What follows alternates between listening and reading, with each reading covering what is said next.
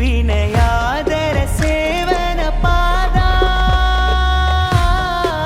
ആധുനികതയുടെ പ്രലോഭനങ്ങളിൽ സമുദായം വഴിതെറ്റാതിരിക്കാൻ സമസ്ത തീർത്ത ഏറ്റവും വലിയ പ്രതിരോധ കോട്ടകളാണ് പള്ളി ദർസുകളും വൈജ്ഞാനിക സ്ഥാപനങ്ങളും.